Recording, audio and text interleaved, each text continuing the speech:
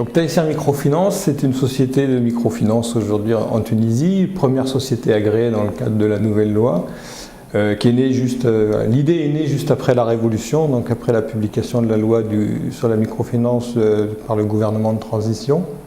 Et donc ce sont des industriels, investisseurs tunisiens qui ont souhaité monter un nouveau projet, qui sont allés chercher un opérateur technique à l'étranger, l'Association pour le droit à l'initiative économique en France, spécialisée dans le microcrédit en France. Alors ça répondait d'une part à une demande du gouvernement tunisien de l'époque, qui avait mis dans les priorités de la relance économique le développement du microcrédit, de la microfinance en Tunisie.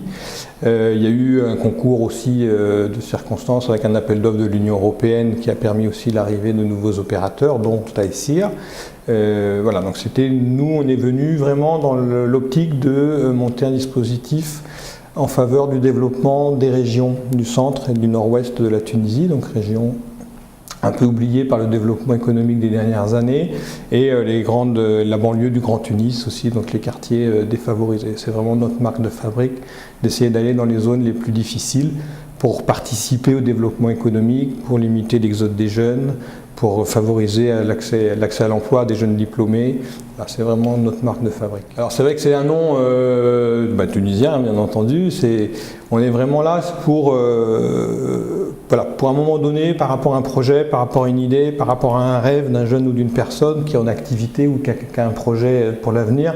Voilà, comment on peut l'aider. Alors il y a l'aspect financier qui est important, mais il y a aussi, ce qui est très très important, tout l'aspect accompagnement, formation, coaching, que ce soit avant et après le financement. Et voilà, c'est pour ça qu'on a nous une offre de microfinance intégrée, ce qu'on appelle, c'est-à-dire qu'il y a une partie financière et une partie accompagnement, formation, qui est très très importante. Les deux se consolidant l'un et l'autre. Ici, on est parti sur 3 cibles prioritaires. La première, c'est dans les zones rurales, l'agriculture et l'élevage notamment, avec un projet que l'on a monté depuis le départ avec Délices Danone sur la filière lait. Donc c'est une intervention auprès d'un public de petits éleveurs tunisiens. Voilà, et autour de ça, bien sûr, d'intervenir dans toutes les communautés, les petites activités commerciales, artisanales en zone rurale. Et c'est en gros 50% de notre activité est basée en zone rurale, ce qui explique nos implantations au Kef, à Siliana, à Beni Khaled dans le Cap Bon. Voilà, donc on est vraiment sur cet axe rural. Et là, vous financez quoi? Alors, on peut financer l'achat de génisses, on peut financer du matériel d'élevage, on peut financer, au-delà de l'élevage laitier aussi, tout ce qui tourne autour du mouton, du miel, enfin toutes les activités qu'on peut trouver en zone rurale, avec une approche un peu novatrice aussi, ce qu'on appelle une approche filière, c'est-à-dire qu'on intervient sur le financement des petits producteurs, on intervient sur la chaîne du froid, on intervient au niveau des centres de collecte aussi pour faciliter la collecte, et on est une garantie de commercialisation des produits, puisqu'on a Délices Danone en bout de chaîne qui assure la commercialisation des produits. Donc on a vraiment cette réflexion d'intervenir en filière, parce qu'en Tunisie il y a une difficulté, c'est que souvent il manque un maillon, c'est-à-dire on arrive à produire mais on n'arrive pas à transporter, on n'arrive pas à commercialiser, etc. Donc si on ne garantit pas cette chaîne de production, toute la chaîne de valeur, on peut financer de la production, mais si on n'arrive pas à la vendre, ça ne sert à rien. Donc on a vraiment une approche où on essaie de travailler évidemment avec des partenaires, parce qu'on n'est pas là pour tout faire tout seul, sur cette approche filière. La deuxième cible importante, en tout cas qualitativement, même si en termes de nombre ce n'est pas la principale, c'est les jeunes diplômés créateurs d'entreprises. Donc on vient de lancer là au début décembre un dispositif qui s'appelle Afkar Shebeb, voilà, qui consiste à un processus d'accompagnement de l'idée au financement, au suivi des activités une fois qu'elles ont démarré. Donc il y a un processus de formation de 3 à 4 semaines au départ, sur le business plan, sur l'étude de marché, sur la validation du projet, de l'idée, le financement, et si tout va bien, ensuite il y a un accompagnement, coaching individuel, des formations complémentaires, et on peut même accompagner financièrement le développement des entreprises. Donc là c'est sur une cible plutôt moins de 35 ans, jeunes diplômés au chômage. Et la troisième cible plus classique de la microfinance, ce sont toutes les petites activités, formelles, informelles, petits commerçants, petits métiers, artisans, prestataires de services, qui ont des besoins de développement, qui ont des besoins de trésorerie, qu'on soutient, qu'on sélectionne évidemment, mais qu'on peut soutenir dans leur développement, dans le maintien de leur activité.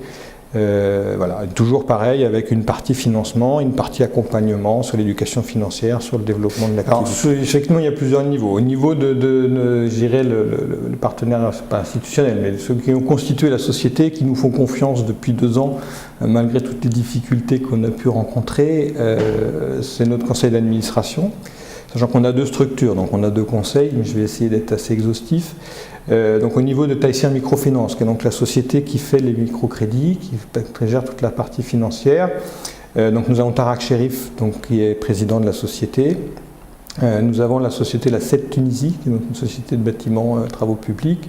Nous avons 4 banques de la place, qui sont la Banque de Tunisie, Amen Bank, BTK et l'UBCI, la Comar, Tunisie Leasing.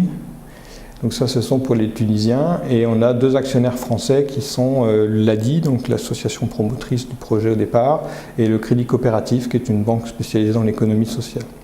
Donc on a un capital à 80% tunisien et c'est la structure qui restera. On est vraiment une institution à vocation tunisienne. Sur l'association Taïsir Conseil, qui donc s'occupe de la partie accompagnement, le président de l'association, c'est M. Abderrazak Zouari, ex-ministre du Développement Régional. Et on a dans le conseil d'administration M. Tahar Ben Lagdar, qui est donc président de l'école Esprit, et M. Hadji de Ernst & Young. Voilà. Et donc on a vraiment essayé de regrouper autour de nous et de ce projet-là, voilà, des gens qui avaient un apport par rapport à leur position, leur profession, et vraiment un intérêt autour du développement régional, autour du développement de l'emploi des jeunes. Voilà. Donc moi, en tant que directeur général, j'avoue que j'ai une chance incroyable d'avoir tous ces gens-là autour de moi. Alors on a effectivement après deux volets. On a un volet financement de notre démarrage, parce que donc on a eu la chance d'avoir des subventions et des appuis au démarrage. Donc c'est l'Union européenne qui avait commencé, l'Agence française de développement, le Qatar Friendship Fund, donc QFF aussi, avec qui on a donc un partenariat très important autour des agences mobiles, ça j'y reviendrai un peu, et des prêts d'honneur, et puis d'autres partenaires comme la coopération monégasque, la région Île-de-France, je vais en oublier. Voilà. Donc on a effectivement un certain nombre de partenaires institutionnels qui nous financent sur le démarrage, sur l'aide à l'investissement, pour nous permettre d'accélérer, je dirais, notre processus d'implantation et de développement. Et à côté de ça, on a toute la partie refinancement de la partie crédit qui est très importante. On sait qu'en Tunisie, la liquidité est quand même assez tendue. Voilà, donc on a nos 4 banques effectivement actionnaires qui nous soutiennent, donc ça on les remercie et c'est évidemment important. On vient de signer une convention avec la Banque européenne d'investissement, donc sur un prêt subordonné de 1 million d'euros, donc qui est très important pour nous, et on est en contact avec un certain nombre d'autres organismes comme TAEF, c'est Tunisian American Entrepreneur Fund, et puis la Banque mondiale. Enfin voilà, donc on essaye de développer un certain nombre de réseaux de refinanceurs pour financer notre activité de crédit. Ça va bien dans les 2 sens, sachant qu'on a nous vraiment pris dès le départ une optique d'aller vers les gens le plus vite, vers nos clients, vers nos prospects le plus possible, et d'utiliser au maximum les nouvelles technologies. Donc on a démarré en ouvrant quand même 4 agences physiques avec des vrais locaux, donc une à Ibn Khaldoun où il y a notre siège social en face du magasin général, c'est facile à trouver, une à Beni Khaled sur le Cap Bon, une au Kef, une à Filiana. Et on a prévu d'ouvrir 13 agences en 4 ans, voilà, sur tous les gouvernorats du centre et du nord-ouest de la Tunisie et sur le Grand Tunis. Parallèlement à ça, donc on a lancé il y a 2 mois des agences mobiles. Donc ce sont des véhicules utilitaires équipés comme des petites agences qui nous permettent, soit dans les zones rurales, d'aller dans les délégations rurales et d'avoir une présence récurrente hebdomadaire dans les souks ou sur les places de village ou dans les quartiers de Tunis. Voilà, donc c'est vraiment aller vers les clients et leur permettre, à partir de ces véhicules qui sont équipés, on peut s'asseoir dedans, enfin c'est une vraie petite agence, de faire de la prospection, d'avoir les renseignements, de monter son dossier, de suivre toute l'activité. Donc c'est un impact très très important, ce qui nous permet vraiment d'aller au plus loin dans les régions Et ça a un impact vis-à-vis des personnes qui n'ont pas vraiment l'habitude qu'on vienne vers elles pour leur proposer des services. En général, c'est plutôt l'inverse, elles sont obligées d'aller à la recherche d'eux. Donc ça, c'est très important. En lien avec ça, on veut vraiment développer ce système de banque mobile. On a donc 100% de nos prêts sont gérés par le mobile banking. Donc on est la seule institution, en Tunisie c'est sûr, et je pense que dans les pays arabes, Maghreb, voire au-delà, à ne pas gérer de cash dans l'institution. 100% de nos crédits sont faits par le mobile banking en partenariat avec La Poste et Ooredoo.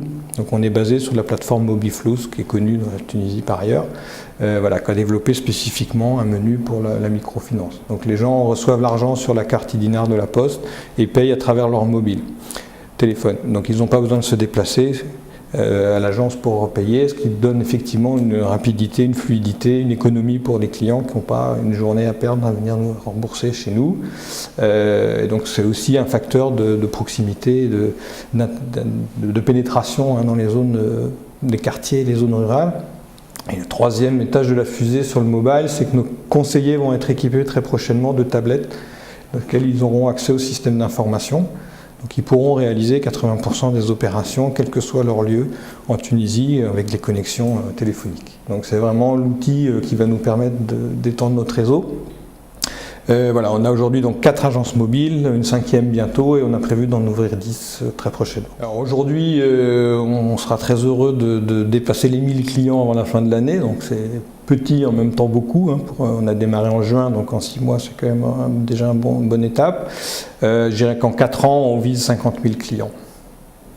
Voilà, donc ça vous donne une perspective après de croissance. Bon, après c'est vrai que c'est ambitieux par rapport à la structure, c'est peu par rapport au marché, par rapport à la demande. Si on reprend la vision concertée qui avait été publiée en 2011-2012 sur le marché de la microfinance, on estime les besoins en Tunisie entre 800 000 et 1 200 000 personnes. Sachant qu'on a donc des institutions anciennes comme Enda qui ont déjà plus de 250 000 clients, donc qui couvrent en gros un quart du marché, des besoins. Voilà, donc il reste de la place. Donc vous voyez qu'avec 50 000, on laisse encore de la place à d'autres. Bon, si on peut faire plus, on fera plus. Je pense qu'il y a un marché qui... alors on a souvent la vision de la microfinance, le tout petit projet, l'activité à la maison, voilà. Il faut savoir aujourd'hui que la microfinance, dans le cadre de la nouvelle loi, permet d'intervenir jusqu'à 20 000 dinars et qu'aujourd'hui, avec 20 000 dinars en Tunisie, on n'est plus uniquement sur la toute petite activité familiale, on peut intervenir sur de la micro-entreprise, voire de la petite entreprise. Et là, il y a un marché énorme, parce qu'on sait très bien que le marché bancaire aujourd'hui ne touche pas ce type de public, ne touche pas ce type de petites entreprises. Et là, il y a des besoins et un gisement de consolidation d'activités, de création d'emplois, que ce soit par la création d'entreprises nouvelles ou d'emplois dans des petites entreprises, énorme. Et donc c'est vraiment sur l'ensemble de ce créneau-là qu'il faut arriver à travailler. Donc chaque institution ne va pas forcément toucher l'ensemble du spectre, mais voilà, ça va du petit projet où on a besoin de 500 000 dinars de fourniture jusqu'à des gens qui ont besoin d'investissement de 15 à 20 000 dinars pour une machine-outil ou pour, je sais pas, monter un atelier. Donc le spectre est très large et c'est, je pense, une nouvelle vision qu'il faut avoir de la microfinance à ce niveau-là. Et là, il y a vraiment un chantier sur le développement économique et même dans les régions. Il y a une foule de projets dans les régions, sur Siliana, sur le KEF qu'on rencontre, avec des gens qui n'ont pas eu accès au financement bancaire depuis 10-15 ans et qui attendent simplement qu'on les aide. Et c'est même pas du don, c'est-à-dire qu'ils attendent économiquement qu'on leur apporte un outil qui leur permet de consolider et développer leur activité.